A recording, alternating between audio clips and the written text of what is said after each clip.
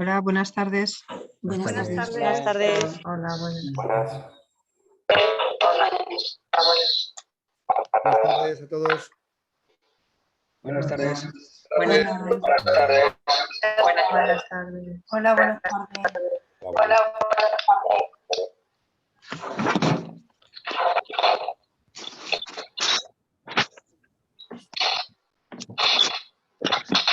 Cuando veas más o menos, Javier, silenciamos los micrófonos y esperamos 3 minutitos a que entre todo el mundo y empezamos.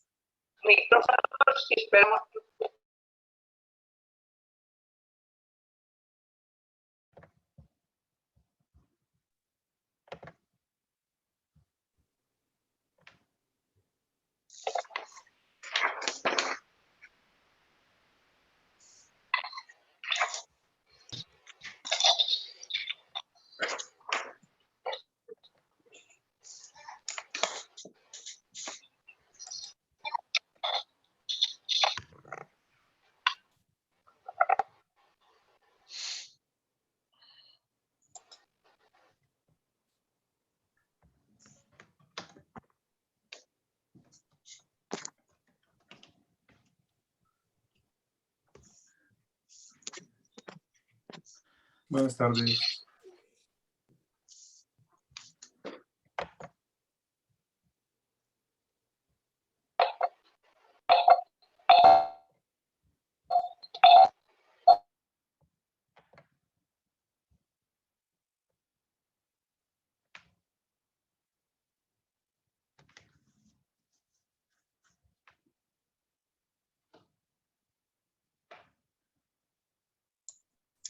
Hola, buenas tardes.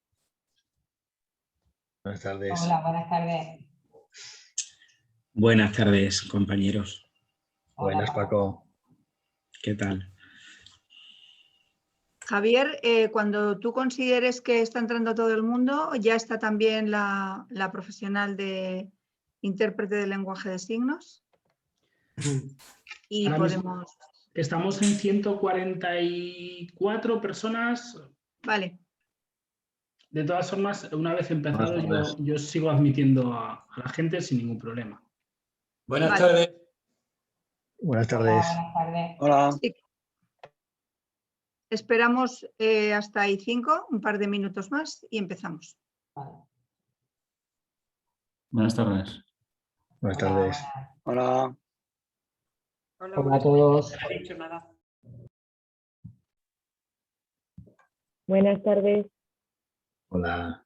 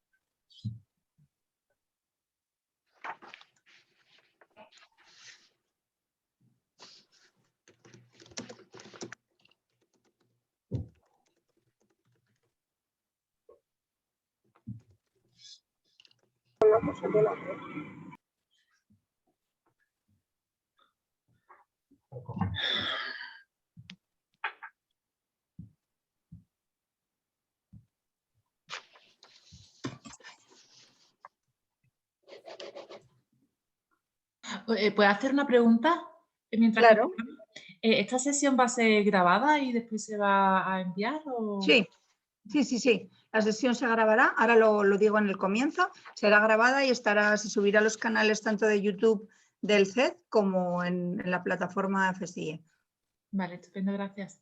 Nada. Bueno, yo creo que Buenas tardes a todos. Buenas tardes. Tardes.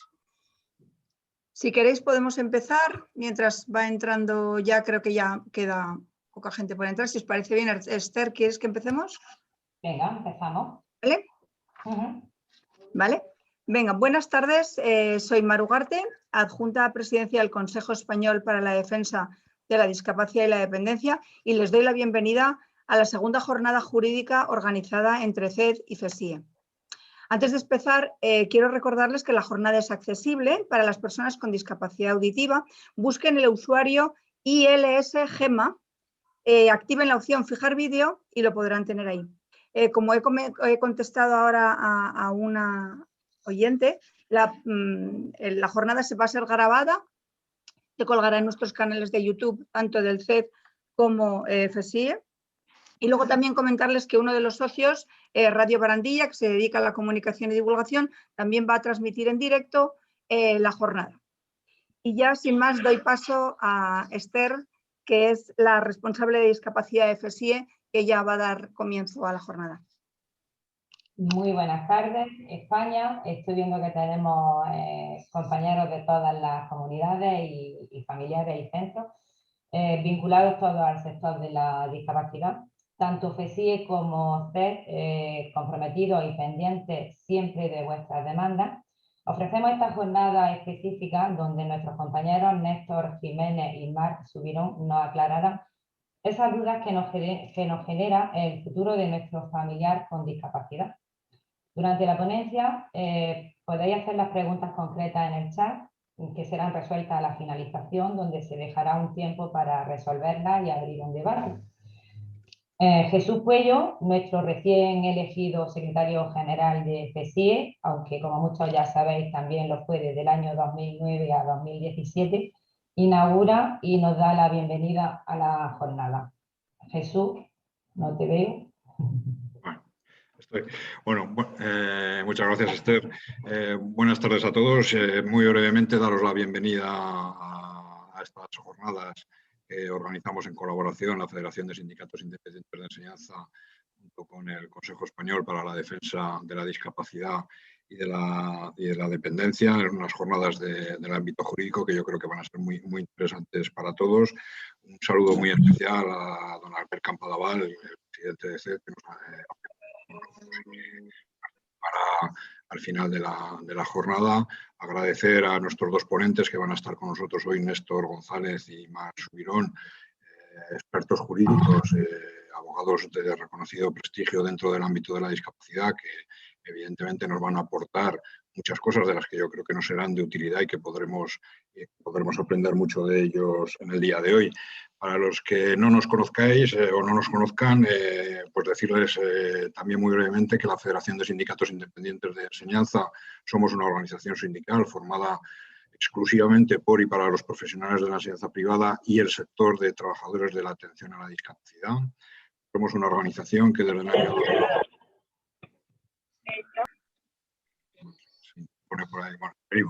Somos una organización que desde el año 2013 llevamos inmersos en el sector de la discapacidad, en el que estamos reiterando la necesidad de difundir la labor vocacional que tienen todos los trabajadores de estos centros de atención a personas con discapacidad, y que este trabajo que venimos haciendo desde el 2013 se está materializando, entre otras cosas, entre otras acciones que estamos llevando a cabo, pues en unas jornadas que llevamos ya tiempo organizando, y una de ellas es esta, en la que desde luego nosotros consideramos que están teniendo mucho éxito y mucha aceptación. De hecho, ya veis el número de personas que hoy estáis aquí con este tema tan interesante que nos van a exponer a continuación, y lo que tratamos simplemente es de dar la merecida visibilidad que creemos que tiene que tener el movimiento asociativo de todos los ámbitos de la vida de las personas con discapacidad.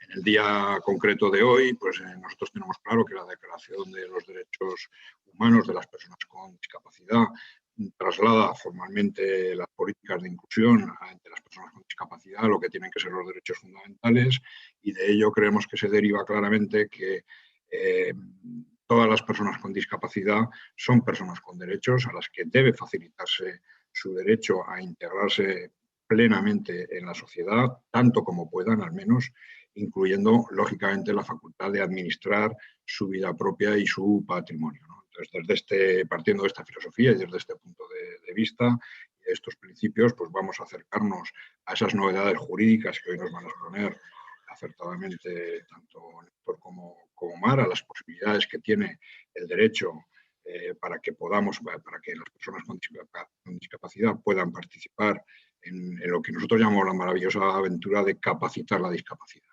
Así que, sin más, yo os agradezco nuevamente a todos ustedes la presencia y la participación en estas jornadas, que desde luego sabemos que van a ser un éxito y muy provechosas. Así que ya, si les parece, damos comienzo y ya nuestros expertos empezarían ya a trasladarnos su conocimiento, que nos vendrá muy bien a todos. Muchas gracias. Muy bien, muchas gracias, Jesús. Vamos a dar paso, en primer término, a Marc Subirón, que es asesor jurídico del CED. Marc. Muy buenas tardes a todos y muchas gracias por asistir a esta sesión titulada Planificación del futuro ante una situación de discapacidad. Antes de entrar en lo que sería el núcleo de la sesión, con ejemplos prácticos y situaciones concretas, hemos creído conveniente hacer una breve introducción para clarificar ciertos conceptos que cuando entramos en materia de discapacidad confluyen, pero que a veces pueden ser confusos, ¿no? Cierto es que entre ellos pues, existe una vinculación, que es la especial protección que puede merecer esa persona o esa familia, pero sin embargo tienen implicaciones jurídicas diferentes.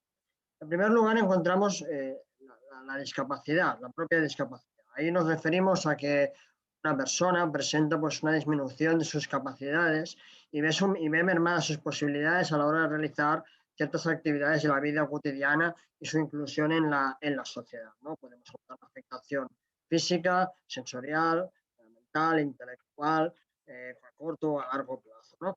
Pero es importante destacar que no todas las personas con discapacidad van a ver afectada su capacidad para decidir o para gobernar a sí misma o para administrar sus bienes. En segundo lugar, también encontramos muchas veces la palabra incapacidad o incapacidad laboral. Esto, como la propia palabra indica, está relacionada con la actividad profesional de la persona, en este caso asalariada, que se ve afectada y ya no puede llevarse a cabo. Otra vez, como decíamos en el tema de discapacidad, no tiene nada que ver con la capacidad de decisión o de la capacidad de obrar de esa persona, sino que simplemente a efectos laborales. Ahí será el Instituto Nacional de la Seguridad Social quien nos va a dar pues, ese dictamen que va a ser efectos laborales. Y finalmente encontramos otro concepto que hoy nos va a ocupar en bastante medida, que es la incapacitación. La incapacitación es aquella institución de protección de las personas con discapacidad cuando presentan enfermedades o deficiencias persistentes de carácter físico o principalmente psíquico que no pueden gobernarse por sí mismas o administrar sus bienes. En ese caso, lógicamente, ahí encontramos que la familia deviene un papel fundamental a la hora de tomar decisiones, a la hora de dar los apoyos necesarios a esa persona, ¿no?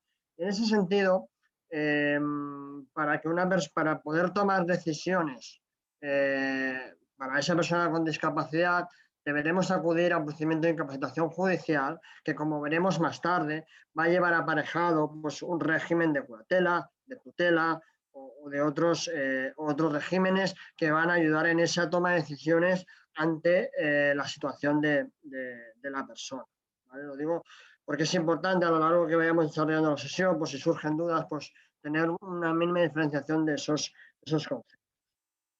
Realizada esta primera apreciación, en segundo lugar, teníamos interés también en haceros un breve acercamiento a lo que, como muy bien indicaba Jesús, son los derechos de las personas con discapacidad como herramienta fundamental para su autonomía. En primer lugar, partimos de un cambio en el paradigma legislativo hacia el respeto de sus derechos mediante la Convención Internacional de los Derechos de las Personas con Discapacidad del año 2006, realizado en Nueva York por la Organización de las Naciones Unidas. una normativa que puede parecernos lejana, pero que sin embargo España es parte desde el año 2011. Y el objetivo de la misma es que las personas con discapacidad tengan garantizado el acceso al apoyo para que puedan realizar el ejercicio de sus derechos. Algo que puede sonar quizá abstracto, pero que al final lo que viene a decir es que la propia persona con discapacidad, al margen de la alteración en sus capacidades cognitivas o volitivas, pueda expresar sus preferencias, su voluntad, ejercer sus derechos en la medida de lo posible y sobre todo pues que las medidas que recaigan sobre esas personas sean proporcionales al grado o a la situación de esa persona, sean un traje a medida para que esa persona pueda vivir con absoluta autonomía dentro de lo posible. Y es ahí cuando encontramos múltiples ejemplos que hemos ido viendo estos años en el ordenamiento jurídico español, empezando pues la Ley General de Discapacidad del año 2013, que es una recogida de derechos de sus personas con discapacidad. Luego también en el ámbito civil, pues veíamos en el año 2015 cómo en relación con el derecho de las personas con discapacidad a contraer matrimonio en igualdad de condiciones, sin necesidad de ningún dictamen que así lo realizara. O también, por ejemplo, pues más recientemente la modificación de la ley del Tribunal del Jurado para que cualquier persona con discapacidad pueda pues, ejercer de jurado. O la más conocida por todos, que se produjo hará unos 3 años, que es la modificación de la ley del régimen general electoral, que habilitaba a las personas con discapacidad, que estaban incapacitadas judicialmente, para ejercer su derecho de sufragio, ¿no? Son pequeños pasos que se van dando en toda materia de derechos con discapacidad y nos dan herramientas que hoy en esta sesión de planificación, en las situaciones que podemos vivir en cualquier familia, pues nos permiten otorgar la máxima dignidad y derechos a esas personas, ¿no? Sin más preámbulo, pues doy paso a mi compañero Néstor, que va a empezar pues, con las sesiones, los bloques de esta planificación. Muchas gracias. Pues Marc, muchísimas gracias. Buenas tardes a todos. Vamos a ver, que yo para esto de las nuevas tecnologías a veces soy un poquito torpe. Vamos a intentar ir compartiendo por aquí la presentación. Aquí está. Perfecto.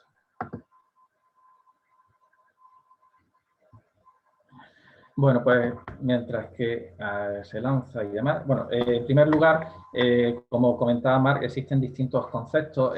Yo a lo largo de esta pequeña exposición o jornada voy a hablar siempre de personas con discapacidad.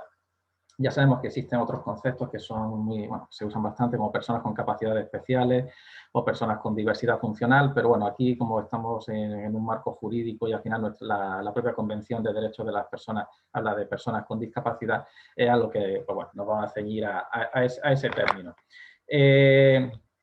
Hemos titulado la jornada Planificando el futuro ante situaciones de discapacidad. ¿El por qué planificando el futuro? Pues bueno, porque entendemos que planificar nos va a ayudar a evitar incertidumbres y nos va a permitir un poco organizarnos lo que es tener en la familia a un miembro con discapacidad. ¿Por qué?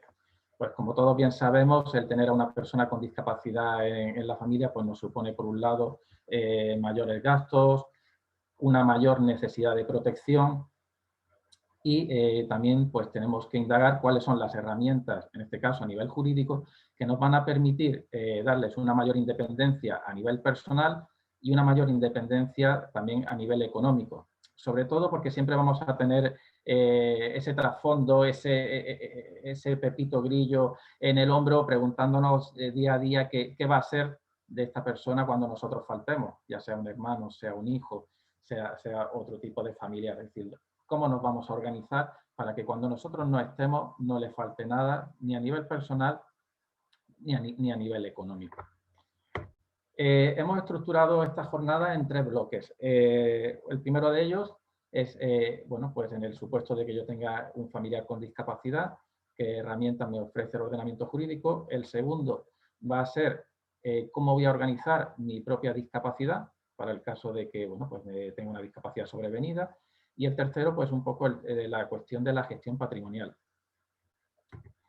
Con el supuesto de que tengamos pues, nuestro familiar con discapacidad, el ordenamiento jurídico actual nos ofrece varias figuras, alguna de ellas desconocida, como es la propia guarda de hecho. Vamos a ver, la guarda de hecho, para explicaroslo de una forma lo más simple posible, es el guardador de hecho es aquella persona que se va a encargar de asistir a la otra persona con discapacidad de una manera totalmente informal. Es decir, viene a ser el hijo que cuida a sus padres con Alzheimer o con demencia, los padres que cuidan al hijo que tiene discapacidad y es mayor de 18 años, el vecino que está pendiente de que a su vecino no le falte de nada, pues porque es una persona mayor, porque tiene un síndrome de Diógenes, porque tiene pues, pequeños problemas de memoria, o incluso pues, los responsables de una residencia. Es decir, hablamos de atención o de asistencia informal porque no hay una sentencia del juzgado que lo venga a denominar o lo venga a nombrar guardador. Estas personas, que es el supuesto en el que están la mayoría de las familias, pues bueno, está claro que pueden hacer todas las gestiones diarias, acompañarle a hacer la compra, acompañarle al médico. Las dudas surgen pues con otro tipo de actos que tienen una relevancia jurídica mayor, pues como yo puedo ir con mi padre que tiene Alzheimer a sacar dinero de su cuenta, aunque ese dinero sea para, pues, para pagar sus gastos, para pagar su luz, su agua, para pagar su alquiler, o bien si él tiene acciones o tiene un inmueble o tiene un coche, yo lo puedo vender para, pues, para costearle una residencia.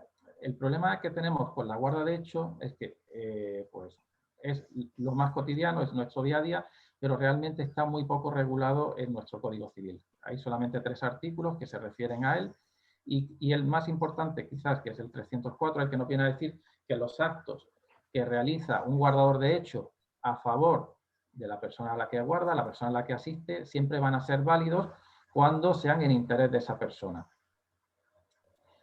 ¿Cuál es la dificultad que se encuentran los guardadores de hecho? Como ya he dicho, pues, el padre, el responsable de la residencia, el acreditar que se es guardador de hecho. Es decir, yo tengo que hacer una gestión ante la administración pues, para solicitarle una pensión a mi padre o tengo que pedirle hacer cualquier gestión en el médico con mi hijo. ¿Cómo demuestro yo, sin que él esté incapacitado, pues que yo soy el que está cuidándolo y el que le está prestando esa ayuda y esa asistencia en todo momento? Bueno, hay distintas opciones. Quizás la más sencilla y que no es muy conocida es lo que se llama acta de notoriedad. ¿Vale? Esto es un documento que nosotros firmamos ante notario, en el que simplemente vamos a una notaría y le decimos, mire usted, resulta que yo tengo un hijo con discapacidad y yo soy la persona que está todo el día pendiente de ella. Entonces, quiero hacer algún documento en el que se me designe o en el que se diga, yo pueda enseñarle a una administración que yo soy la persona que lo cuida. Ese es el primer paso, que es lo que se denomina un requerimiento. Una vez requerido el notario, redacta este acta. Para hacerlo, ¿cómo vamos a demostrar que nosotros somos los guardadores de hecho? Pues podemos llevar testigos, podemos llevar un empadronamiento conjunto, podemos llevar cualquier tipo de documento que acredite que nosotros hemos hecho ya actuaciones en nombre de nuestro familiar. Con ese documento ya vamos a tener un documento público, un documento notarial con el que nosotros podemos actuar ante distintos organismos, ante la administración. Otras opciones que tenemos para demostrar que nosotros somos el cuidador de la persona con discapacidad o de la persona dependiente, pues iniciar un procedimiento en el juzgado que se llama de jurisdicción voluntaria, en el que lo mismo que le hemos pedido al notario se lo pedimos al juez. Mire usted, resulta que es que yo necesito vender un bien que tiene mi padre y que no lo quiero incapacitar, porque él está en casa, lo estamos cuidando, lo estamos protegiendo y entonces, bueno, ¿para qué lo voy a incapacitar? Me basta con que simplemente usted me autorice el poder hacer esta gestión en su nombre. Ese es un procedimiento también muy sencillo en el que, pues bueno, el juez nos va a autorizar el realizar esa gestión que necesitamos hacer y tampoco implica que vayamos a incapacitar a nuestro familiar. Digo todo esto porque muchas veces se habla mucho de incapacitación y la verdad es que no siempre va a ser necesaria. Muchas veces simplemente si la persona está en un núcleo familiar en el que está protegida, en el que está cuidada, en el que se está pendiente de ella, podemos estar gestionándolo día a día a través de esta figura tan sencilla como es la propia guarda de hecho, y cuando necesitemos hacer cosas puntuales, como os comento, lo podemos hacer bien a través de un notario o bien a través del juez. Lo que la mayoría de vosotros y de nosotros siempre hemos venido escuchando es la figura de la incapacitación judicial. Que también, bueno, es la forma más común de conocerla y que también nosotros, pues bueno, conocemos como procedimiento de modificación de capacidad o procedimiento sobre la capacidad. Imagino que, bueno, a través de familiares, de amigos, en asociaciones, en sindicatos, habéis escuchado pues, un poco de todo sobre esta figura, pero quizás pues, bueno, no tenéis una idea clara de cuál es la relevancia que tiene, qué significa, cuáles son los pasos que va a seguir o que hay que seguir para incapacitar o modificar la capacidad de nuestro familiar. Para iniciar este proceso de modificación de la capacidad, lo primero que se nos va a pedir es que la persona presuntamente incapaz tenga una enfermedad que sea continuada en el tiempo y que sobre todo afecte a su entendimiento, a su capacidad de entender pues, y de gobernarse a sí mismo, en el sentido de que pues, bueno, no sea capaz de entender, por ejemplo, lo que es el dinero, no sea capaz de entender cuando firma un contrato de una compraventa lo que realmente implica esa compraventa. Es decir, tiene que tener esa deficiencia de carácter físico y sobre todo de carácter psíquico, porque en la mayoría de los casos cuando vamos a iniciar un procedimiento de incapacitación judicial es porque tenemos a un familiar con una discapacidad psíquica o con una enfermedad mental que sea, pues, como he comentado, que no le permita pues, tener esa capacidad de entendimiento de las gestiones que está haciendo en el mundo, con esa capacidad de obrar que tiene. La finalidad que tiene esta incapacitación judicial, pues la finalidad es muy sencilla, no es anular a la persona, la finalidad es protegerla. Es que igual que si a nosotros se nos corta hoy una pierna, podamos tener una muleta que nos permita seguir andando, que nos permita avanzar y que nos permita seguir pues bueno, actuando en la vida diaria como lo seguimos haciendo. Este procedimiento de incapacitación nos va a aportar o va a suponer esa muleta que a nuestro familiar le va a permitir seguir actuando en su día a día y en su vida. Estableciendo una serie de regulaciones tanto a nivel personal como a nivel patrimonial. Existen, con respecto a este punto de la incapacidad o este tema de la incapacitación judicial, varios mitos. Le he denominado mitos por llamarlo un poco de alguna forma, pues son cosas que escuchamos y que hasta cierto punto no son realidad. Primero es que incapacitar supone matar de alguna forma a mi familiar en vida, es decir, es como una muerte civil, en el sentido de que esta persona ya no va a poder hacer absolutamente nada. Esto es absolutamente incierto. Si es verdad que hace 20 años, por ejemplo, hacia atrás, cuando se hablaba de incapacitar a una persona, prácticamente sí es verdad que se le anulaba, porque todas las sentencias eran absolutamente idénticas, no se trataba el tema de una forma personalizada. Tenemos que tener en cuenta que no es lo mismo una persona que tiene TEA que una persona que tiene una inteligencia límite, que otra persona que tiene pues, una parálisis cerebral o una persona que tiene un ictus. En aquella época prácticamente se trataba a todo el mundo igual y directamente lo que hacía es que se le designaba un tutor que le venía a sustituir en todos los actos que tenían cualquier tipo tufillo jurídico, por entender, es decir, a la hora de firmar un contrato, a la hora de abrir una cuenta, a la hora de vender algo, siempre ese tutor venía a sustituir a la persona con discapacidad. Este concepto ha evolucionado muchísimo. Toda la legislación que ha comentado Marc, y sobre todo gracias a la Convención de Derechos de las Personas con Discapacidad, han permitido que nuestra legislación avance. Los operadores jurídicos, los jueces, los notarios, los abogados somos muchísimo más sensibles a las necesidades que tienen las personas con discapacidad, y hoy en día lo que se pretende hacer a la hora de incapacitar a alguien o de iniciar este procedimiento de modificación de la capacidad es sobre todo eso, darle apoyos. Esa sería la palabra fundamental, hacerle un traje a medida y darle los apoyos necesarios para fomentar su propia autonomía, tanto personal como patrimonial. El segundo mito, y que me encuentro yo con muchos padres que me lo preguntan, mira, que es que tengo ya a mi hijo que tiene 17 años y medio y que hace falta ya ir iniciando el trámite, que cuando cumpla 18 que lo tengo que tener incapacitado. O sea, no es obligatorio el que a los 18 años tengamos que incapacitar a nuestro hijo.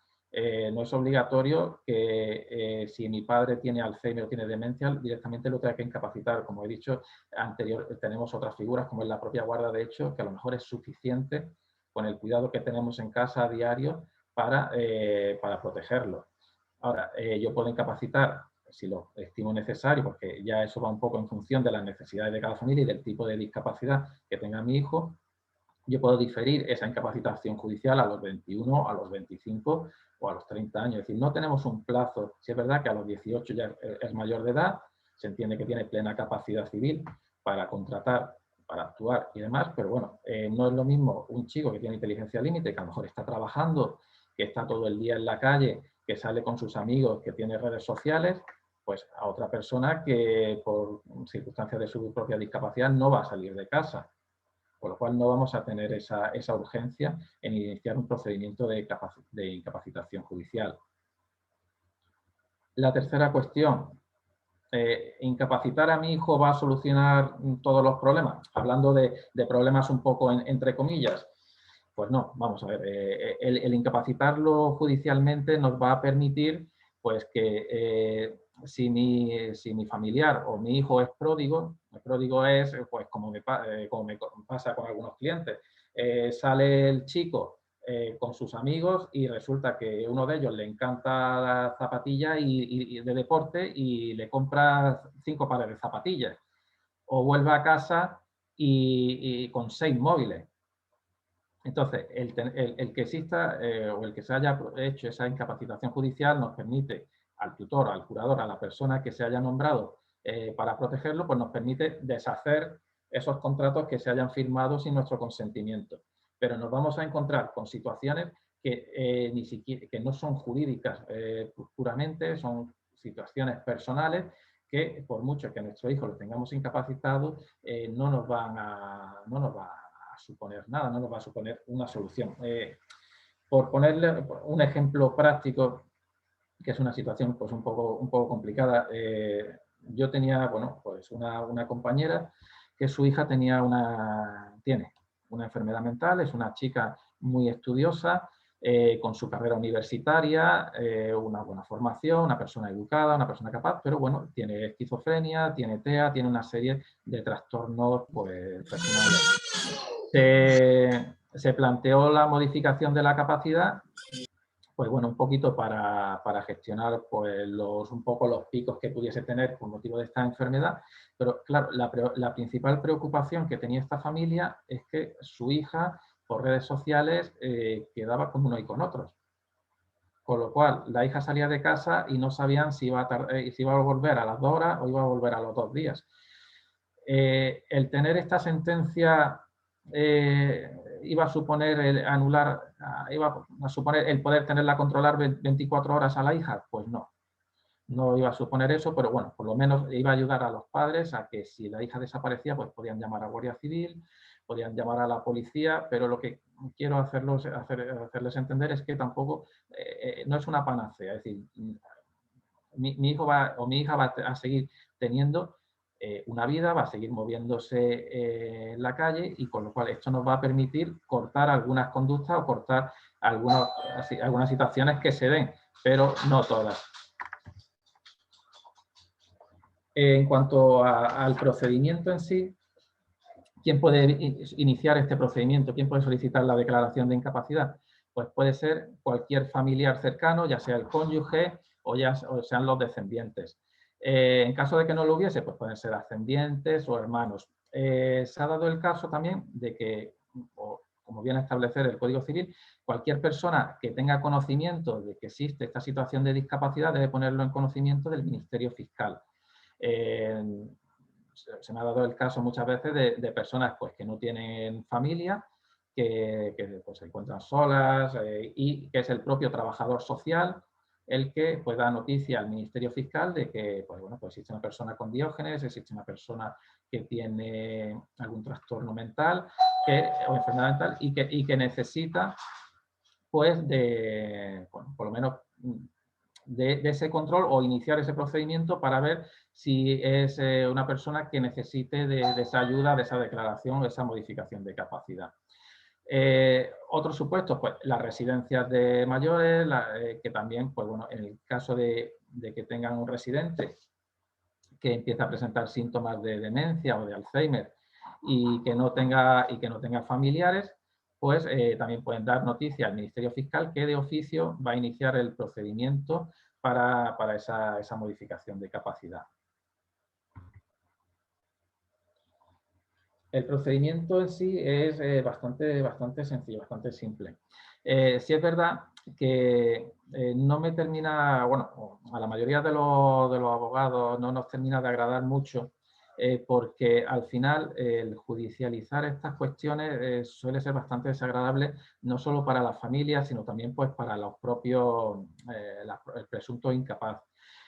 Porque al final lo que hacemos es que él va a recibir una demanda que va a estar presentada pues, por un familiar cercano en el que va a decir que él no está bien, por el motivo que sea, pues quizás la situación un poquito más controvertida es cuando nos encontramos una enfermedad mental, pues figuraros pues, el hecho de que reciba una demanda en su casa diciendo que su hermana informa de que como él tiene una esquizofrenia, pues que debe ser incapacitado judicialmente. Entonces, hay que procurar pues, bueno, que la persona a la que se va a incapacitar en la medida de lo posible esté informada de cuál va a ser el proceso, de por qué motivación o cuál es la motivación por la que se va a iniciar para evitar pues, bueno, que haya fricciones dentro de la familia.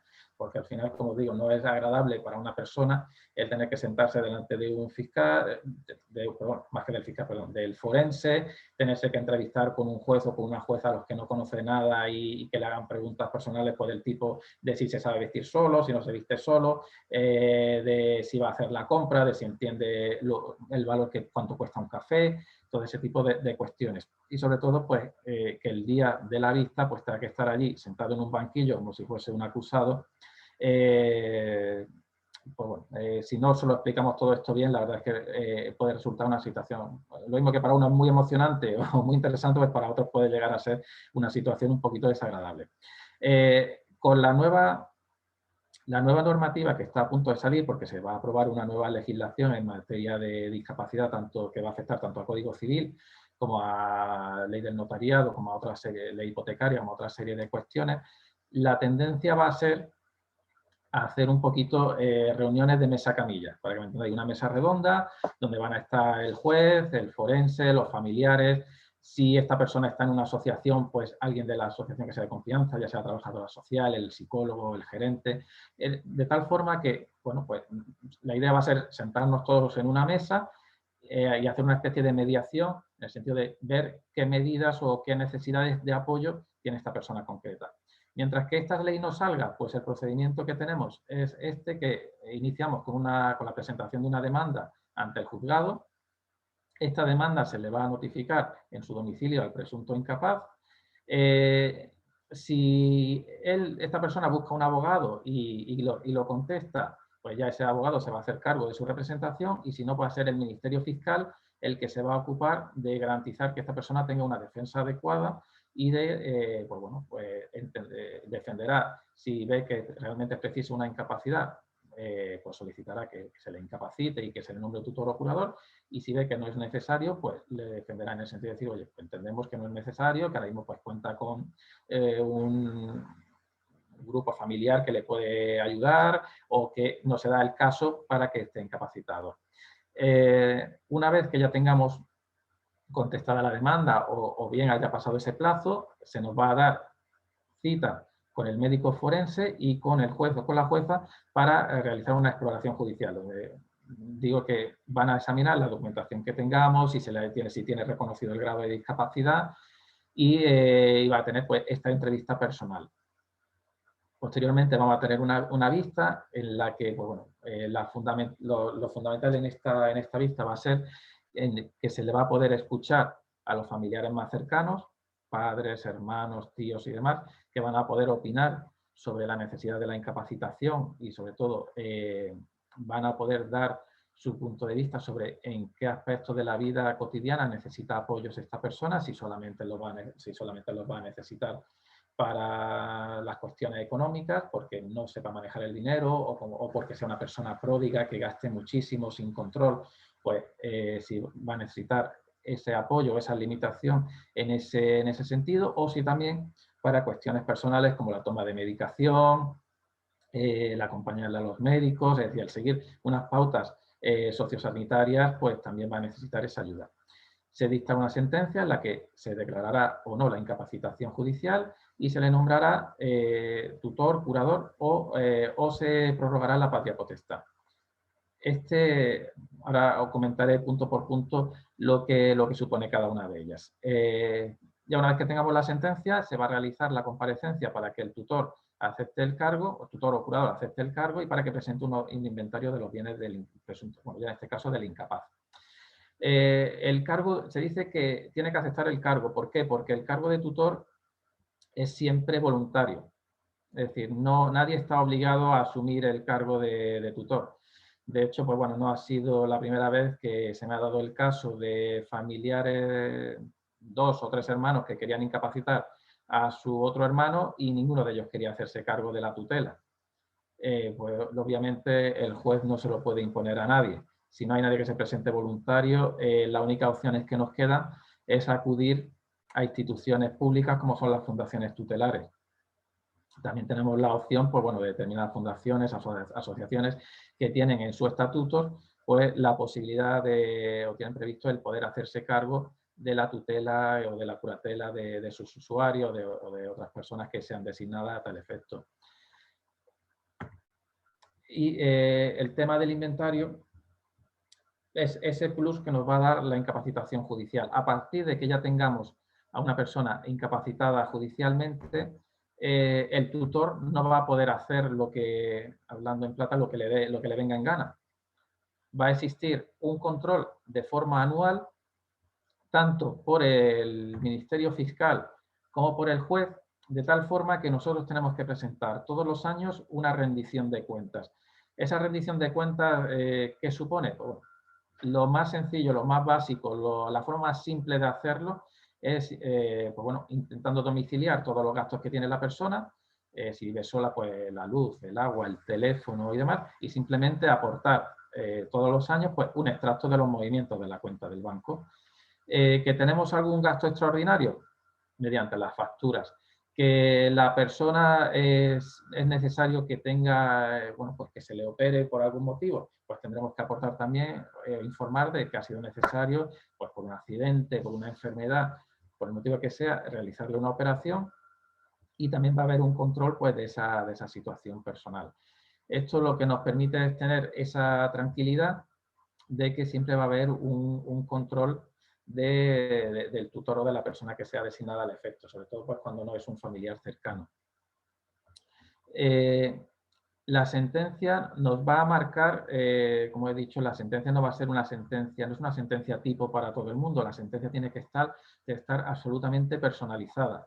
2 personas con síndrome de Down no son iguales, 2 personas con esquizofrenia tampoco lo son, con lo cual hay que estar al detalle y solo y exclusivamente poner los apoyos que esa persona va a requerir. Es decir, hay personas que están acostumbradas a manejar el dinero de bolsillo, con lo cual esa sentencia a lo mejor simplemente nos va a limitar o nos va a decir que vamos a necesitar una autorización judicial a la hora de vender un piso, a la hora de alquilarlo, pero que esta persona va a poder hacer uso de una cantidad X de dinero de forma semanal o de forma mensual sin ningún tipo de control. Lo habitual, pues que si yo tengo una persona que percibe sus 400 euros de pensión o que está trabajando y recibe su nómina, pues que se le establezca, pues, como se le ha venido haciendo toda la vida en casa, oye, pues si yo le he dado una paga semanal de 100 euros, pues la sentencia nos va a recoger que va a tener esos 100 euros semanales o esos 400 o 500 euros mensuales para gastar. Y que todo lo que esté por encima de esa cantidad vamos a tener que dar una justificación o la persona no va a poder disponer de ella sin el consentimiento del tutor o del curador. A nivel personal, igualmente nos va a señalar pues si vamos a tener que acompañarle al centro de día, si vamos a tener que estar pendientes de su medicación, si podemos darle de alta y de baja en el médico aunque él no quiera, y eso la persona que se va a encargar de ello va a ser puede ser el tutor, el curador o bien los padres con una patria potestad prorrogada. La diferencia entre estas figuras es muy sencilla. Si yo tengo a un chico que como va a cumplir los 18 años, tiene a su padre o a sus dos padres que vienen ejerciendo pues, bueno, ese cuidado en casa porque el chico o la chica todavía vive en la casa, es habitual que los padres lo que pidan es que pues bueno, se le considere o se le va a considerar, a pesar de que tenga esos 18 años ya cumplidos, como un menor de edad a efectos jurídicos. Esta figura va a ser o se va a establecer siempre que el hijo tenga unas necesidades de apoyo bastante grandes, ¿vale? En un caso de un chico con inteligencia límite, que más o menos se sepa manejar, no le van a prorrogar la patria potestad, ¿vale? Se le va, aunque esté viviendo en casa y con los padres, porque no se le puede considerar a todos los efectos como un menor de edad.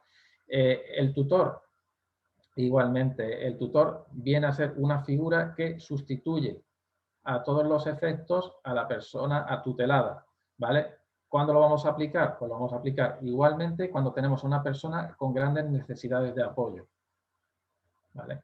En el supuesto de que, como he dicho, tengamos una persona que tiene esquizofrenia y solamente tiene 3 o 4 brotes al año, una persona que tiene inteligencia límite, una persona que tiene un daño cerebral, realmente, si no es necesario que tenga una gran necesidad de apoyo, la figura típica va a ser la del curador.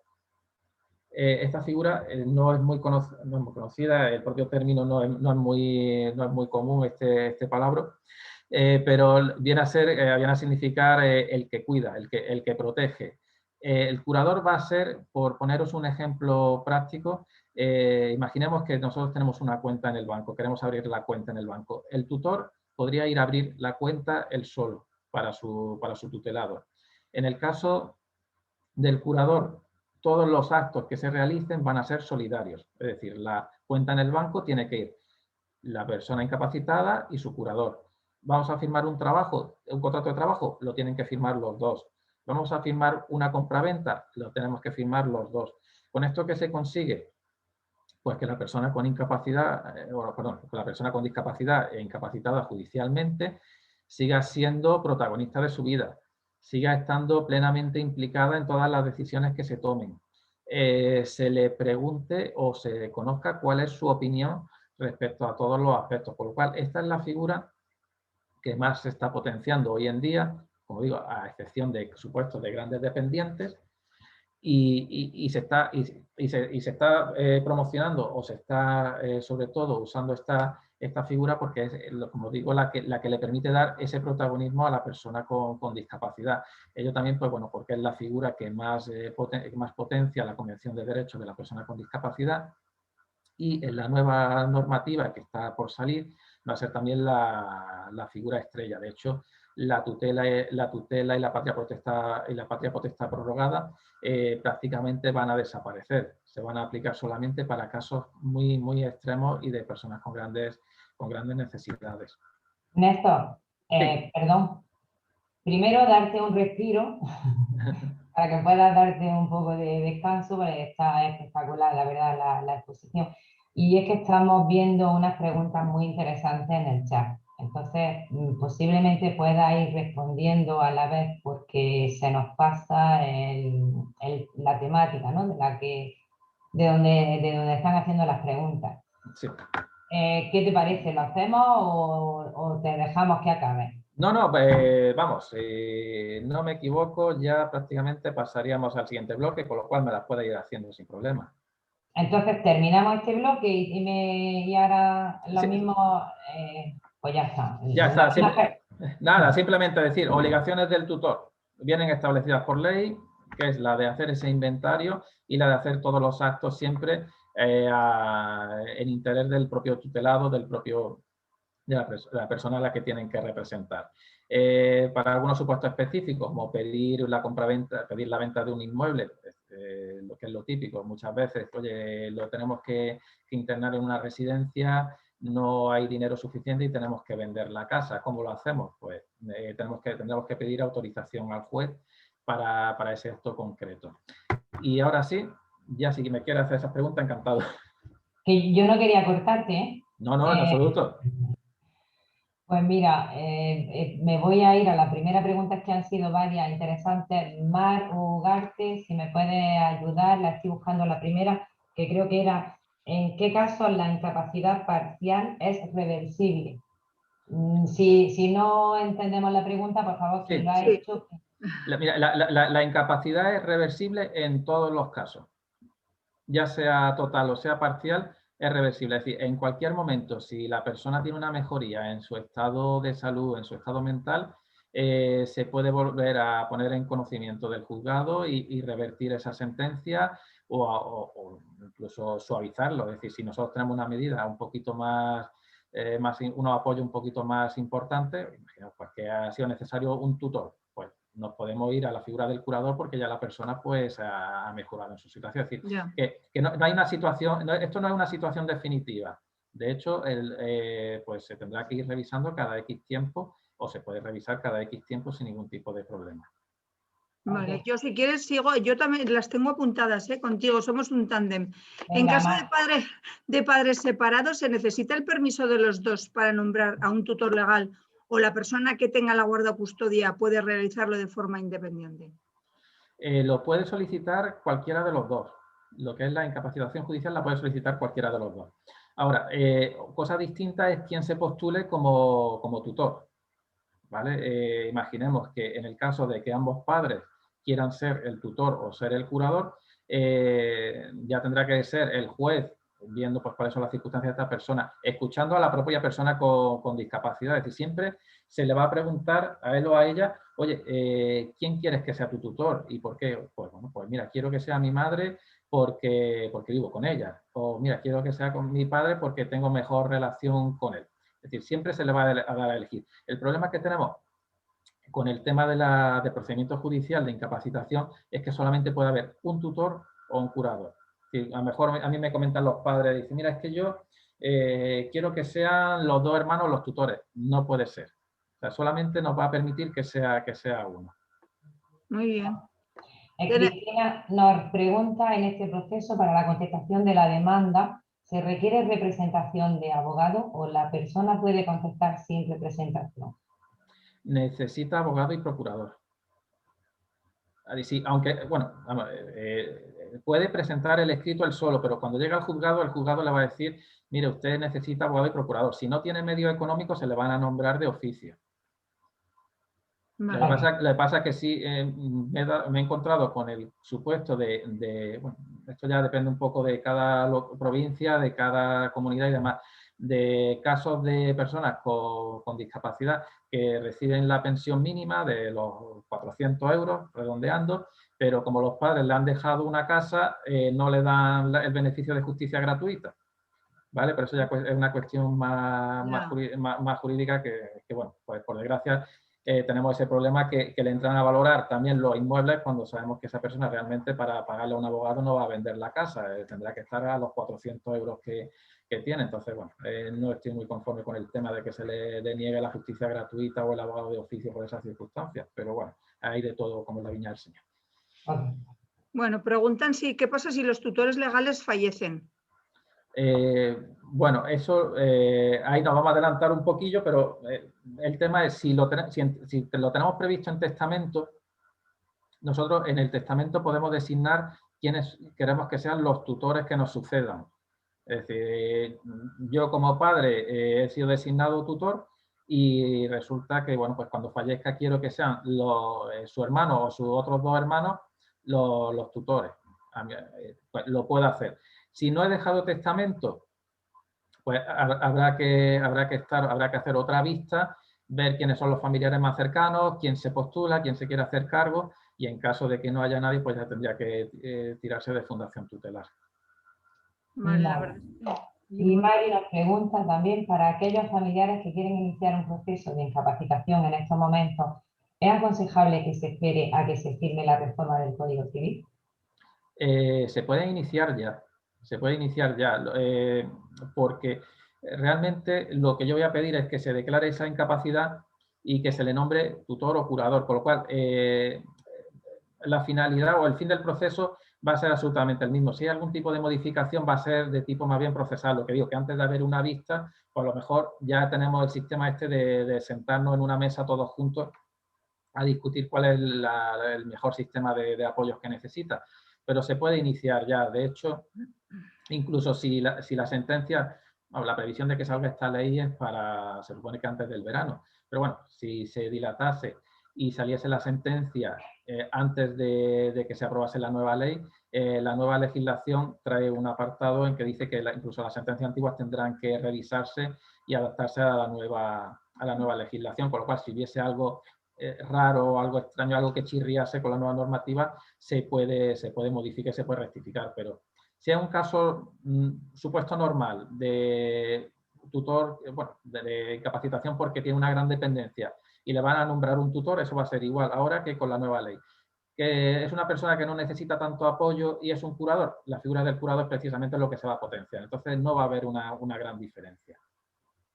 Vale, yo, si me permitís, hay un montón de preguntas y muchísimo interés porque está siendo muy interesante la jornada, pero creo que como tenemos el tiempo limitado, yo os emplazo a que las preguntas nos las vamos a quedar, se van a quedar en el chat y se van a contestar, ¿vale? Si queréis, dando los correos de los ponentes, se contestarán las preguntas si no nos da tiempo, ¿vale? Así que, Néstor, te invito a que sigas con la ponencia. Perfecto, muchísimas gracias, Mar. De todas formas, también controlarme el tiempo porque no me quiero pasar en exceso.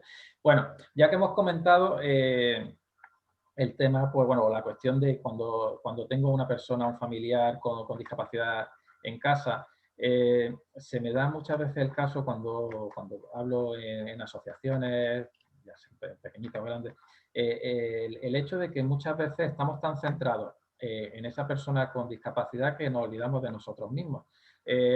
Hago el juego muchas veces de que, bueno, solicito de que los que están presentes levanten la mano y me digan cuántos de ellos tienen hecho testamento.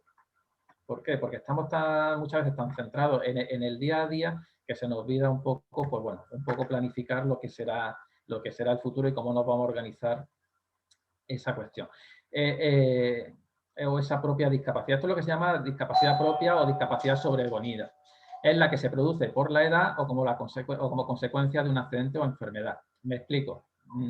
Todos vamos para mayores, unos estamos más cerca, otros estáis menos, y al final la cuestión es que, bueno, pues son muy comunes, o cada día es más común, la existencia pues, de enfermedades como el Alzheimer, como la demencia, como los ictus, que pues nos pueden provocar esa discapacidad que no tenemos hoy en día. O podemos tener un accidente de tráfico, golpearnos la cabeza y sufrir una parálisis cerebral o sufrir un daño cerebral. Existen varias herramientas que os voy a explicar de forma muy por encima, ya si tenéis interés en que comentemos algo más concreto, pues nos vais preguntando. que son básicamente dos, los poderes preventivos y la autotutela. Hay otro que es el testamento vital, que no lo vamos a comentar en este momento, simplemente el testamento vital es aquel que podemos hacer ante notario o en los servicios de salud de nuestras respectivas comunidades autónomas, en el que decimos cómo queremos que se nos trate o que se actúe con nosotros en el caso de que tengamos necesidad de un tratamiento y no se nos pueda pedir nuestra opinión, un tratamiento médico y no se nos pueda pedir nuestra opinión con respecto al mismo.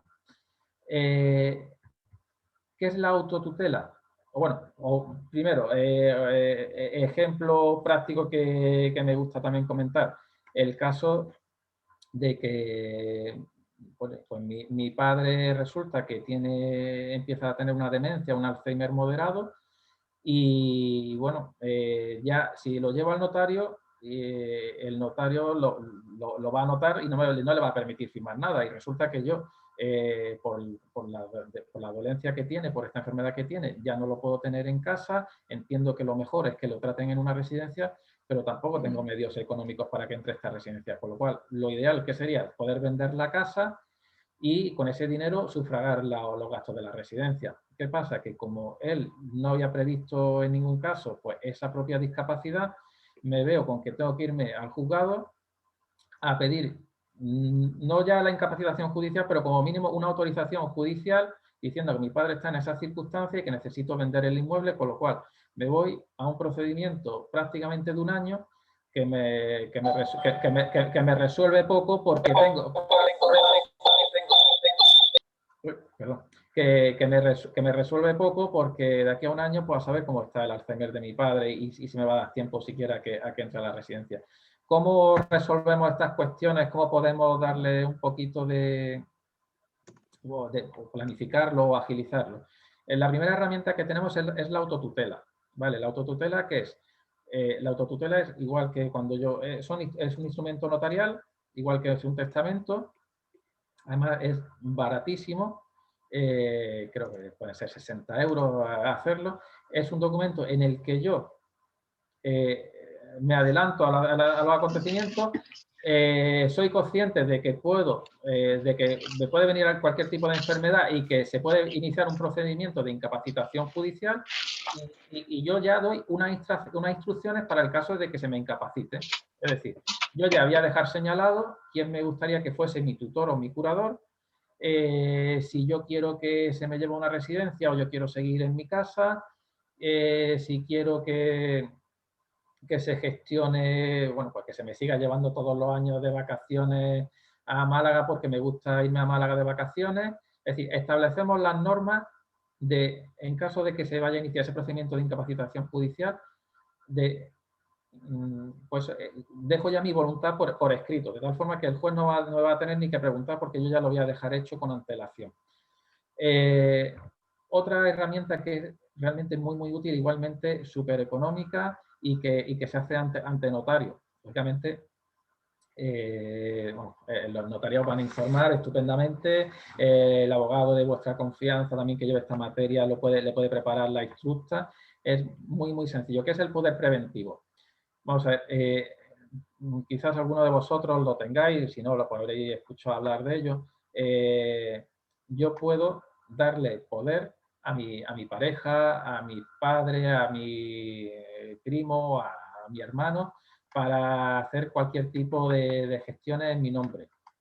Por ejemplo, alquilar una casa, comprar, un poder normal, con una serie de controles o el que sea. Ahora, ese poder, en caso de que a mí se me incapacite judicialmente, deja de tener validez. A menos que yo le ponga un parrafito, le pida al notario que ponga un parrafito en el que se diga que incluso si yo pierdo la capacidad de obrar, si a mí se me va la cabeza, por el motivo que sea, o se inicia un procedimiento de incapacitación judicial, si yo no dejo dicho nada, ese poder deja de tener efecto. Ese poder desaparece. Todo lo que se haya hecho con posterioridad a mi incapacitación judicial no sería válido. Eso lo arreglo pues diciendo que ese poder se prorrogue o en caso de que yo esté incapacitado. O bien puedo hacer un poder, como decimos nosotros, ad hoc, o sea, un poder acaso hecho para el caso de que yo pues, no sea capaz de... esté inmerso en cualquier causa de incapacidad, es decir, que a mí me venga una enfermedad por la que yo ya no me pueda regir. ¿Cómo hacemos este poder? ¿Qué cláusulas contiene? Y demás. Vamos a ver, este poder, como he dicho, se hace en notaría. En él voy a decir quién o quiénes quiero que sean mis apoderados y cómo deben de actuar. Si deben de actuar de forma mancomunada, de forma solidaria, si con uno solo es suficiente. Y también les voy a decir desde qué momento tiene efecto o debe de iniciar o pueden empezar a usar este poder. Pues lo más normal es que digamos, mira, este poder lo vais a poder empezar a usar cuando dos médicos de mi confianza, por ejemplo, mi médico de cabecera y el neurólogo, el psiquiatra, el que sea, den dos informes diciendo que yo tengo un grado moderado de Alzheimer, yo tengo una demencia, yo tengo tal enfermedad y que con motivo de esa enfermedad yo ya no soy capaz de discernir y ya no soy capaz de entender pues que a lo mejor me para una persona por la calle, me coge del brazo y me voy a sacar dinero del banco o me pide que le ponga la casa a su nombre y no soy capaz de decirle que no. Entonces, estos poderes que nosotros le vamos a dar a alguien de nuestra confianza, pues va a permitir, por ejemplo, a nuestro hijo o a nuestra pareja, pues nos va a permitir que el día de mañana, si yo sufro un ictus o sufro una demencia, pueda vender la casa para pagar los gastos de una residencia. Me viene ahora mismo a la cabeza, por ejemplo, el caso de una chica que el marido tuvo un accidente de tráfico, que como consecuencia de ese accidente de tráfico ha quedado en silla de ruedas y aparte ha sufrido un daño cerebral severo, que ella vivía en una casa con escaleras y resulta que ya no era accesible para el marido y se ha tenido que buscar otra casa de planta baja, sin escaleras, con los dormitorios en la parte de abajo, etc. Si el marido hubiese tenido previsto o los dos hubiesen tenido previsto esta posibilidad del accidente, pues se hubiesen otorgado estos poderes preventivos. Una vez que el marido sufre el accidente y queda en esta situación, la mujer podría perfectamente haber vendido la casa que tenían y haber comprado una nueva sin necesidad de iniciar ningún tipo de procedimiento judicial. ¿Qué pasa? No estaba previsto y tuvimos que poner una demanda pidiendo autorización al juez para proceder primero a la venta y también a contratar una hipoteca para la compra de la casa nueva. ¿Esto qué ha supuesto? Pues que ha recaído en un juzgado de la localidad de Granada, que es famoso por ser muy lento, y al final, después de 1 año y medio, todavía no hemos tenido la resolución. Por lo cual se ha tenido que hacer un poquito el tema a las bravas y esperando que después pues tenga el visto bueno del juez, pero la familia no podía esperar más porque no, la situación era la que era. Entonces, lo que quiero pediros es que seamos conscientes de que, y más ahora con la situación que hemos vivido del COVID, yo creo que somos más conscientes todavía de que somos vulnerables, de que ninguno somos Superman y todos estamos a las puertas o siempre estamos con la posibilidad de que vayamos por la calle y se nos caiga una maceta encima de la cabeza o de que suframos un ictus. Es decir, no tenemos que ser nada especial para que nos dé un ictus pasado mañana. Entonces, estas son herramientas que son muy sencillas de preparar, muy económicas y que nos va a ahorrar tanto a nuestros familiares como a nosotros muchísimos quebraderos de cabeza y muchísimos problemas. Es más, incluso podemos establecer cláusulas antidivorcio, en el sentido de que yo, por ejemplo, establezco que el poder deje de tener efecto en caso de que me divorcie, por poner un ejemplo de todas las posibilidades y de todo lo que nos puede plantear este tipo de herramientas. La otra herramienta que es muy útil y que, como he dicho, seguro que la mayoría de nosotros no tenemos ni hecha, el testamento. El testamento nos va a permitir, cuando tengamos un hijo con discapacidad o una familia con discapacidad, organizarnos un poquito en el tema económico y también, como hemos comentado a preguntas de algunos de vosotros, el dejar designado quién quiero que me suceda como tutor o curador de mi familiar. Con la ventaja de que, a diferencia de una sentencia en la que solamente puedo designar a una persona, Por testamento puedo designar a varias y las puedo designar, puedo hacer un listado. Bueno, pues puedo. Primero que sea su hermano. Si su hermano no quiere, que sea su hermana. Si ella no quiere, que sea mi prima. Si ella tampoco acepta el cargo, que sea la fundación de tutela. Que con el patrimonio que se le deja, quiero que la casa, si a él se le pone en una residencia, la casa se alquile y que ese dinero del alquiler vaya para sufragar sus gastos. Es decir, el testamento nos permite dejar un montón de disposiciones preparadas para el día de mañana poder tener todo ya medio atado y medio planificado. También nos va a permitir hacer una distribución de los bienes que dejamos entre nuestros hijos. Me explico. Aquí en la presentación estáis viendo pues, la forma típica de explicar lo que es la herencia, acudiendo a los quesitos. Lo que yo deje en herencia se va a partir en 3 partes, ¿vale? Aunque sea, estamos hablando de lo típico, vamos, quien más, quien menos le deja a los hijos la casa, el domicilio familiar, la casa donde ha vivido toda la vida, con suerte algún ahorrillo en el banco y poco más. Entonces, ¿eso cómo lo vamos a distribuir? Tenemos 3 partes. Una es la legítima. La legítima va a nuestros hijos a partes iguales. Tenga 1, tenga 2, tenga 3, los que sea, eso va a partes iguales. Haya uno que no me haya visitado y que le tenga la cruz hecha, hereda. Esa parte como mínimo, ¿vale? Ahora, tenemos otra segunda parte que se llama la mejora. Dentro de nuestros herederos forzosos, vamos a poner el ejemplo, tengo 3 niños.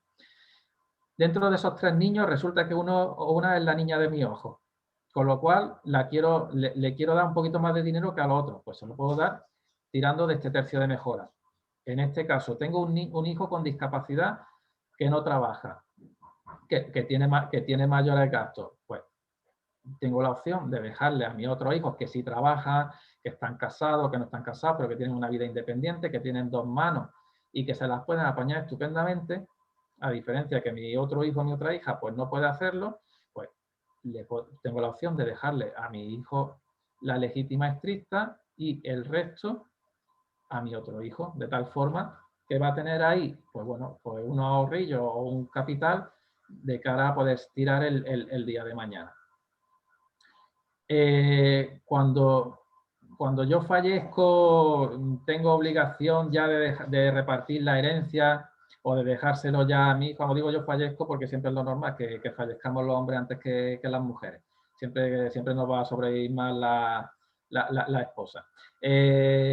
¿Tengo ya obligación de repartir entre mis herederos los bienes? Pues no tengo obligación y yo aconsejo a mis clientes que no lo hagan.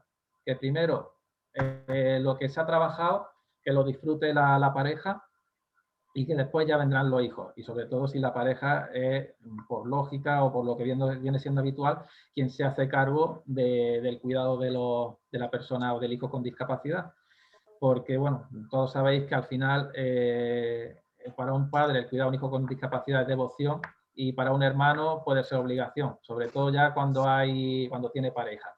Entonces, tenemos la opción de aplicar una figura como es la fiducia sucesoria, que es que yo no reparto mis bienes en vida o le doy a mi esposo un usufructo vitalicio, de tal forma que mi pareja va a disfrutar de todos los bienes y los va a distribuir como ella entienda. Y el día que ella ya fallezca es cuando ya se van a distribuir los bienes entre los hijos, ¿vale? Entonces, que yo tengo a mi mujer que se va a seguir haciendo cargo de mi hijo con discapacidad mientras que ella viva. Oye, pues no se reparte herencia. Yo se lo dejo todo a mi esposa y el día de mañana, cuando ella fallezca, ya se reparta lo que quede y como ella tenga bien entender.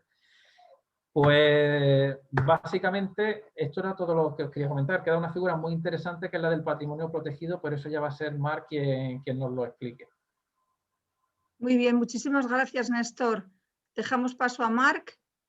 Y la verdad es que sepáis que la jornada está siendo muy interesante. Hay muchas preguntas y visto el tiempo que tenemos, como he comentado antes, no nos va a dar tiempo, pero ha habido una sugerencia de una oyente que ha sido muy buena y la hemos tomado, y es que nos vamos a recoger todas las preguntas que se están haciendo, haremos a los ponentes que nos las contesten y haremos como un dossier para contestar a los asistentes todas esas preguntas, si os parece bien, ¿vale? Perfecto. Ven, adelante, Marc. Muchas gracias. Pues ya encaramos la última parte de esta presentación, como decía Néstor. Encontramos una figura interesante en el tema de la planificación, si se quiere, económica de la familia, que es el patrimonio protegido. Imaginemos la situación, tenemos por un lado, como ha explicado Néstor, el tema de la posibilidad de dejar todo atado en testamento, pero pongámonos ahora en la situación de que estamos en vida, en el día a día con la persona con discapacidad, pues que tiene unas necesidades vitales que cubrir y para ello pues necesita ser sufragado, ¿no? Entonces la figura del patrimonio protegido aparece para dar respuesta a poder aportar a esa persona con discapacidad dinero, todo tipo de bienes y a la vez obtener unos ciertos beneficios fiscales, tanto por parte de la persona que lo aporta, que normalmente van a ser los familiares, como vamos a ver, como para la propia persona beneficiaria, que en este caso la persona con discapacidad, que va a tener también unos beneficios, ¿no?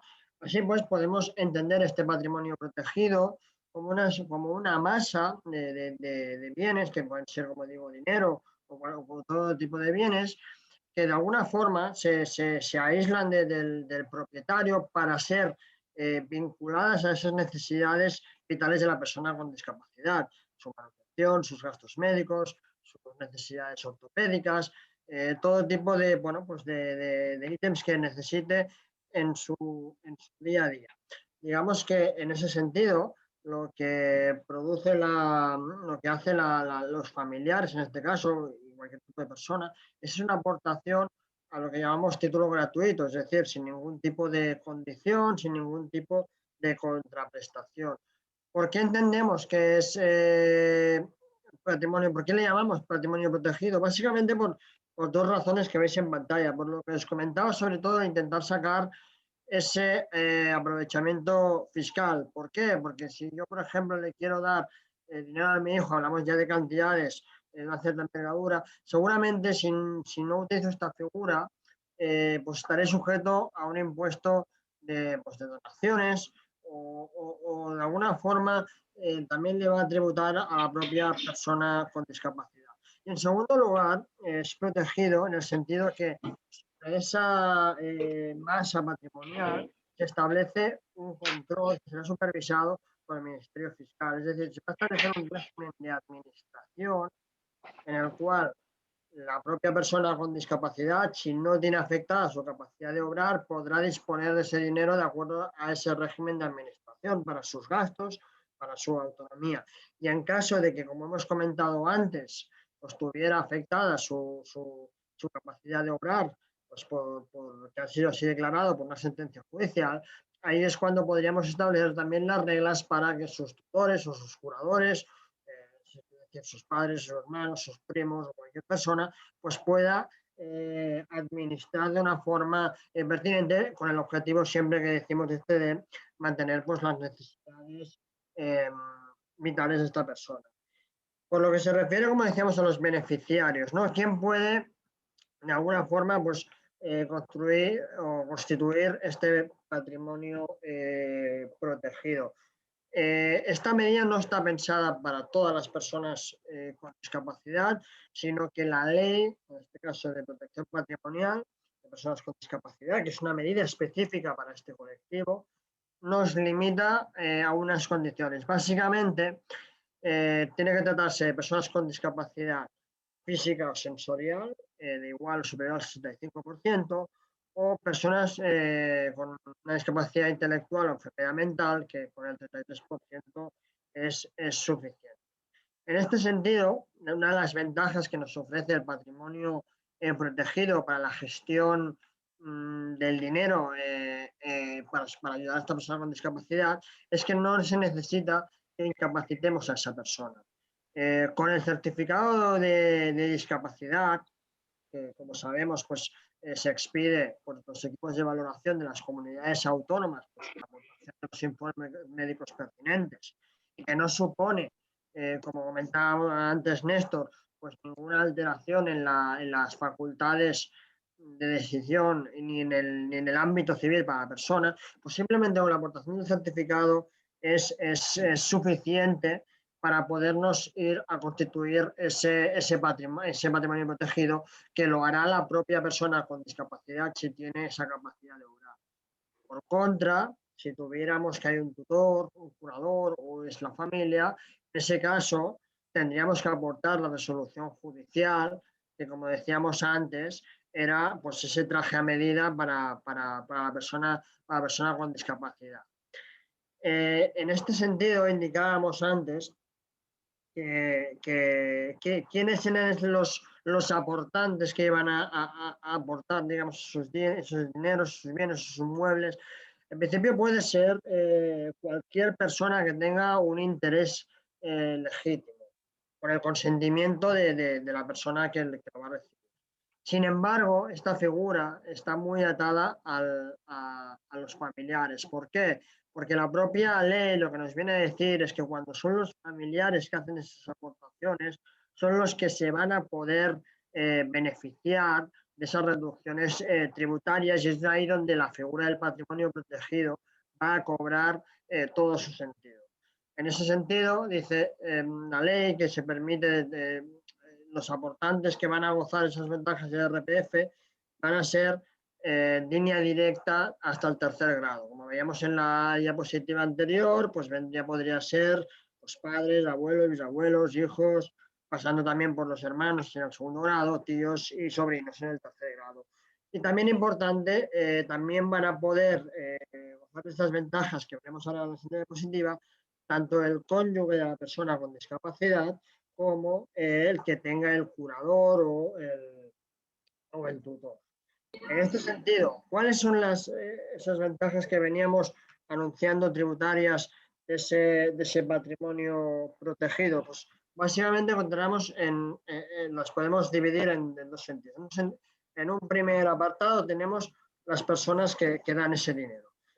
En ese sentido, la ley lo que prevé es que los aportantes pueden aplicarse a su renta, la declaración de IRPF, una reducción de hasta 10.000 euros anuales por la aportación que haga el patrimonio protegido. Si hubiera varias personas aportantes, el límite se marca en los 24.450 euros anuales, y cada una de ellas pues, se podrá aplicar esa reducción de 10.000 euros, pues como nos aplicamos otras reducciones, pues cuando tenemos hijos, pues o cuando tenemos una persona con discapacidad, sino que además también esta se suma.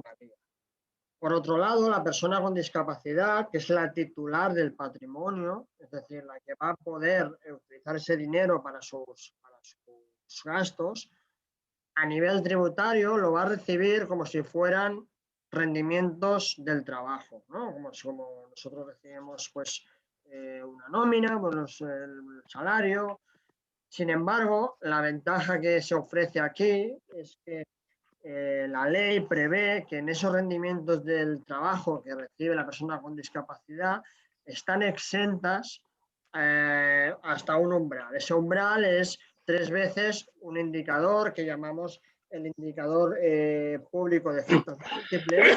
Es una cantidad que se fija anualmente como el salario mínimo interprofesional, que actualmente eso equivaldría pues, a los el IPREM, que son unos 7.400 euros, con lo cual el total exento para la persona con discapacidad son una cantidad rondante a los 24.500 euros, una cosa así, con lo cual a efectos tributarios significa un gran ahorro para las familias en el sentido de poder hacer todas esas aportaciones de la mejor manera posible. Todo lo que exceda de estas cantidades, que decíamos ahora que veis en pantalla, de los 10.000 euros anuales o los 24.000 al año, esas sí que van a tributar por impuesto de sucesiones y donaciones, con lo cual ahí seguramente nos vamos a encontrar con impuestos, con gravámenes, con lo cual siempre es aconsejable poder hacer una planificación también en el ámbito tributario acorde pues, a las necesidades esa persona con discapacidad. Sabemos que hay tratamientos crónicos que son caros, materiales ortopédicos que son caros, residencias que también lo son, con lo cual es importante ir ajustando para poder beneficiarnos al máximo de esas ventajas fiscales. Finalmente, que ya nos vamos acercando a la hora que habíamos dicho, notas a tener en cuenta.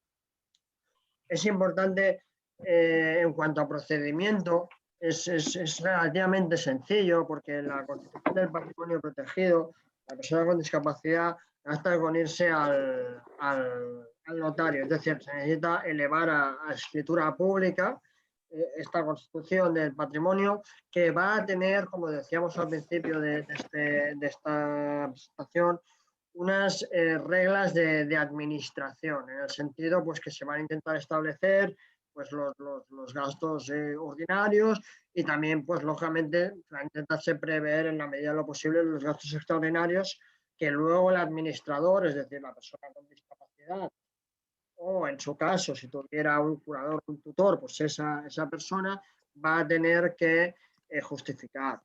Ese patrimonio protegido, para más seguridad, también se va a inscribir en el registro civil. Las aportaciones, como decíamos, ese dinero no puede ser sujeto a ninguna condición, es decir, no se lo puedo dar a mi primo con discapacidad para que me lo devuelva en un tiempo, no es un préstamo, tampoco se puede pedir nada a cambio, es decir, es absolutamente a título gratuito.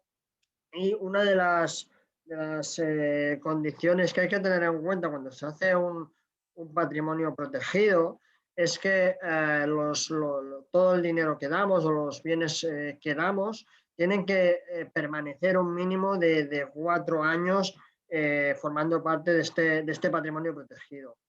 Esto a nuestro juicio, muchas veces a las personas que quieren construir un patrimonio protegido, esto supone un pequeño hándicap en el sentido que no es muy flexible, porque lógicamente en los ámbitos que nos movemos de discapacidad, las situaciones son bastante cambiantes, ¿no? En el sentido de, pues, puede ser que tengamos necesidades, agravamientos, que tengamos que cambiar los regímenes, como decía Néstor, que todas las posibilidades son reversibles, con lo cual encontramos que uno de los principales problemas que encontramos con nuestros clientes para aplicar este patrimonio es precisamente esa inflexibilidad, ¿no? de los 4 años. El peligro aquí es que en caso de que, por lo que sea, rescatáramos, entre comillas, porque necesitamos el dinero de la persona con discapacidad, tendríamos que devolver todo lo que nos hemos desgravado, que no va a ser una cantidad menor, porque lógicamente, como decíamos, hay grandes ventajas fiscales y además vamos a tener que aplicar intereses de demora. Y en ese sentido, pues la Hacienda Pública va a ir pues, a comprobar que esos requisitos se han cumplido. Y finalmente, como última nota, así como encontrábamos que el curador o el tutor tenía que hacer esa rendición de cuentas al juez en el supuesto de aplicar la interpretación judicial, aquí también tenemos que el administrador del patrimonio protegido también va a tener que presentar un modelo específico, Hacienda 182, en el cual de alguna forma pues, se detallen todas las aportaciones que se han recibido al patrimonio y todas las disposiciones, es decir, todos los gastos que se han desembolsado. Esto es requisito porque así Hacienda, pues como sabemos, cruza las declaraciones tanto de las personas que han dado el dinero como de las que han recibido para poder comprobar pues, que todo se ha hecho en orden, ¿no? El patrimonio protegido al final y como conclusión es una herramienta bastante útil en muchos supuestos para esa gestión patrimonial. Lo que pasa es que se ha aplicado poco por escaso conocimiento y fomento de esta institución, juntamente a un poco la complejidad de requisitos que decíamos, ¿no? El hecho de, pues me tengo que ir quizá a un notario, estar 4 años con los bienes, etcétera, etcétera, ¿no? pero siempre es recomendable tenerla presente para poder, pues, de alguna forma, desde el ámbito económico, ¿no? Una vez ya tenemos pues resuelta la situación de decisión de los hijos, como decía Néstor, pues también desde el ámbito económico poder gestionar de la mejor manera, sobre todo en ámbito tributario, que muchas veces, pues en el ámbito de discapacidad es verdad que se necesita muchísimo dinero, pero también ese dinero lo podemos ganar en ahorro tributario, ¿no? Y ahí es donde entra pues mucho juego esta figura. Y nada más, por mi parte, ya hemos llegado a las 6:30. Muchas gracias a todos. La última diapositiva que siempre es la ponemos en estas jornadas jurídicas. La discapacidad no te define, lo que te define es cómo haces frente al desafío de la discapacidad te presenta. Es un poco la filosofía, ¿no? Que dentro de los tecnicismos que hemos ido describiendo durante toda esta jornada, es pues los ejemplos prácticos que nos decía también Néstor, ¿no? Muchas veces pensamos en medidas judiciales o legales muy severas, pero lo más importante es encontrar en el día a día, ¿no? Si la familia está presente, cada situación es un mundo, ¿no? Pues cada contexto, pues cuál va a ser la mejor medida y la mejor gestión patrimonial para todos, para poder sobre todo pues garantizar el máximo los derechos y la voluntad de las personas con discapacidad. Muchísimas gracias. Muchas gracias, Marc. Bueno, Esther, la verdad es que ha tenido muy buena aceptación el contestar a las preguntas, y la verdad es que, bueno, para terminar, en principio voy a dar paso a la clausura al presidente del CED, Albert Campabadal, pero antes quiero dar una especial dar las gracias y además es que lo han dicho también en el chat, a Gemma Álvarez, la intérprete del lenguaje de signos, que lo ha hecho muy bien. La verdad es que, sinceramente, muchas gracias. Y doy paso ya a Albert Campabadal. Hola, buenas tardes a todos. Muchas gracias, Gemma. Muchas gracias a todos por participar en esta videoconferencia. Desde luego, antes de empezar la videoconferencia, les decíamos a los ponentes, oye, hablar lo más sencillo posible para que todos los que no somos abogados os podamos entender. Lo han hecho, pero ha sido una conferencia densa donde se han vertido muchos conceptos, muchísimos conceptos diferentes, conceptos que si no estamos habituados pues nos puede costar entender en toda su extensión. Hay una ventaja, y es que como la conferencia es grabada y como hemos dicho al principio, pues se va a colgar en el YouTube de FESI, en el YouTube de CED, y entonces también en el Facebook de La Barandilla, y podéis rescatarlo y darle un par de vueltas, ¿no? Además, también, como decía Mar Ugarte, los ponentes quedan a vuestra disposición para que con más tranquilidad puedan escribir y contestaros a todas vuestras dudas. Con lo cual pues, creo que a pesar de ser conceptos a veces un poco complicados, pues van a estar van a ser fáciles de entender por todos nosotros y de útil aplicación. Quiero clausurar esta jornada felicitando a FESIE y a su equipo por la organización de esta jornada y agradecer asimismo al equipo del Consejo Español para la Defensa de la Discapacidad y la Dependencia el trabajo desarrollado en dicha organización. Felicito asimismo a Jesús Puello por su reciente nombramiento como secretario general de FESIE y a los ponentes, a Néstor González y a Mar Subirón, por sus magníficas ponencias. Los expertos han debatido largamente y a mí ya solo me resta desear que todo lo expuesto haya sido del interés de todos vosotros, los oyentes, que seguro que sí, y clausurar el encuentro, ¿no? Desde FESIE y desde CED decir que nos encanta ser útiles para el mundo asociativo y para el mundo social, y es por ello que colaboramos en muchos ámbitos y en la atención temprana. Estamos también colaborando en la educación ordinaria y en la educación especial.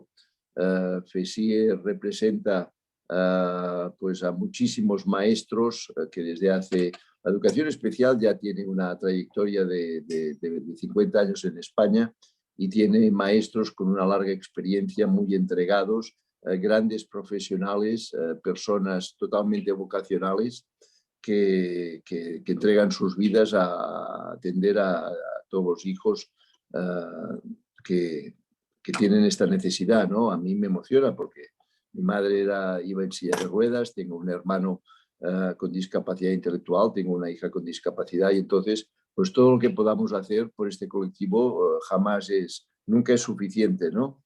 Entonces también FESIE es un magnífico representante de todos los trabajadores que están en los centros especiales de empleo. Nosotros en el Consejo Español contamos con la ayuda de FESIE, con la ayuda de Unión Sindical Obrera y de UNCE, la Unión de Trabajadores de Centros Especiales de Empleo.